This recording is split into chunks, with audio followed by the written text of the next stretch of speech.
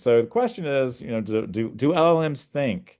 And it's important to know, and I'm not sure how common this is among sort of users of LLMs, this little bit of knowledge is that all that LLMs do is they take an input, which is shown here in this light blue, and they use the input to predict the next word. They are literally going, if I say LLMs learn to, that's an input.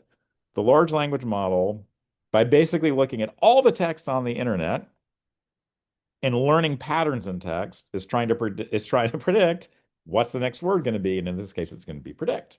So what language models do is they just look at the entire input and go, I'm going to predict the next word. But now that it's predicted the next word, that becomes part of the input, and it can do this sort of completion task. So it's called an autoregressive model because it's sort of learning to predict based on its own sort of output as it generates it. And so, like, is that thinking? Is that like very different from the thermostat or one of Bratenberg's vehicles? So what I will say is that the models these days are actually getting much more sophisticated about that. So you may have heard about DeepSeek. So DeepSeek was a model that caught a lot of people by surprise.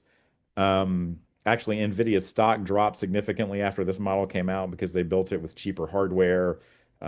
Stock has recovered, of course, but one of the innovations that they had was they caused the model, once you gave it a question, to output this think tag, right? So it's like a little HTML tag that says, okay, you need to put output think and then some text in between and then end think.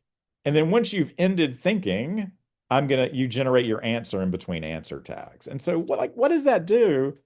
The user sees the answer, but if you think about what the language model was doing, it says, here's the question, and then I'm just going to like say stuff to myself, basically, that's not going to be shown to the user. And then once I'm done saying stuff, I'll generate the answer. And that stuff in the think tag is exactly this inner monologue, right? So it's what you and I would do.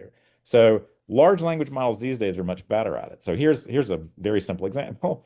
What color is the last on the visible spectrum? I personally have no idea, but here's the start of the thinking. Okay, so I need to figure out what color is the last one on the visible spectrum. Let's start by recalling what I know about light and colors.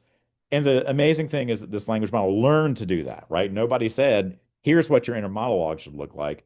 But these language models are actually able to sort of ruminate internally um, and use all this information that they're sort of generating internally to later answer the question.